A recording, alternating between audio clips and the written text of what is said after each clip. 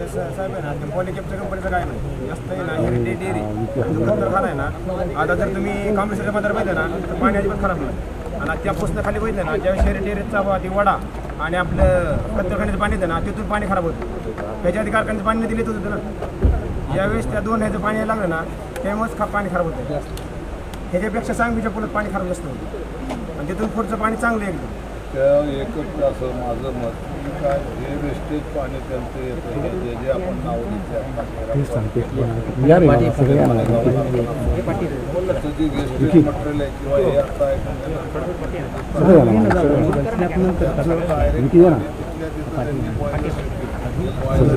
जाळून त्यांनी वेस्टेज सगळं वाया घालून अशा पद्धतीनं बंधनकारक काहीतरी डिपार्टमेंटली कायदेशीर कारवाई अशा पद्धतीने ते होऊ शकतं.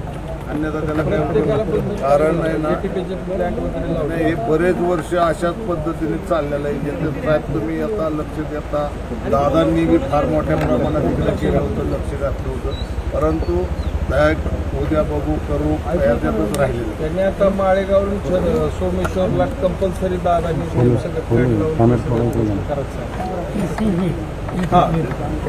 एटीपी प्लॅन्ट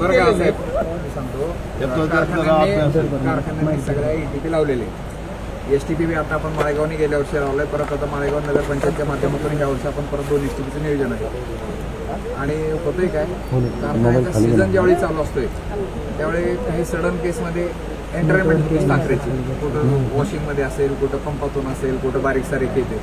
आणि ज्यावेळी क्लिनिंग वगैरे असते त्यावेळी ते शॉकलोड होतात. हे सगळेच आपला माळेगावचाच असा विषय नाही. आपण ज्या 99% आपण प्रयत्न करतोय की अजिबात साखर जाणार नाही आणि तशी प्रोव्हिजन पण आम्ही केलेली ह्या वर्षी सगळी.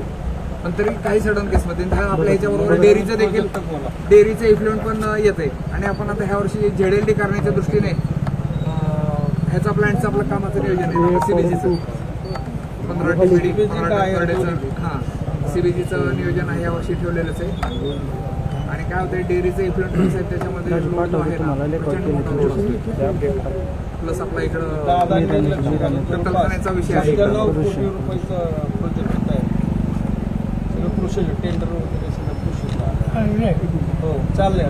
तरी त्याच्यात काय साहेब बरं का, प्रत्येक गावागावातून जे बाहेर पडणार पाणी आहे ना त्यालाही सगळ्यांनी ट्रीटमेंट करून नदीत सोडणे हा एक विषय म्हणतो. हे एकदम प्रत्येक गावातलं म्हणजे वरपासून खालीपर्यंत.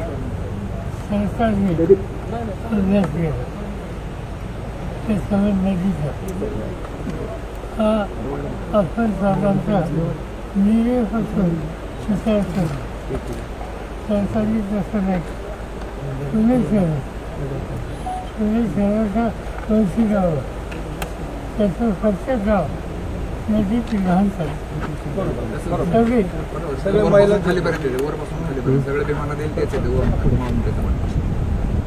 त्याच्यावर एक तर बंधनकारक तुम्हीच ऐका ना, गव्हर्नमेंटच्या तर्फे उपाययोजना केल्या पाहिजेत. एखादा वस्तू बंद करायसाठी कतलखाना आहे, एखादी डेअरी उत्पन्नासाठी त्याचं, परंतु त्याचं वेस्टेज मटेरियल त्याने आमच्या नदीत जाऊन बाकी शेतकऱ्यांचं नुकसान कशाला करणार. आमची सगळ्या शेती फार नापीक झाली.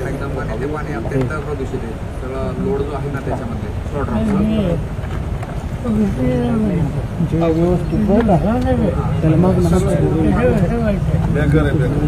सगळीकडे ती परिस्थिती. म्हणून गव्हर्नमेंटनेच याच्यावर ऐकून द्या, योग्य उपाय बंधनकारक जे जे काय तुम्ही उत्पन्नाचं साधन कोणी करू नका.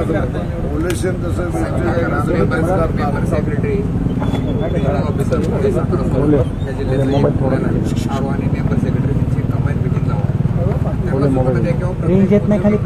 काय तुमचं त्याचं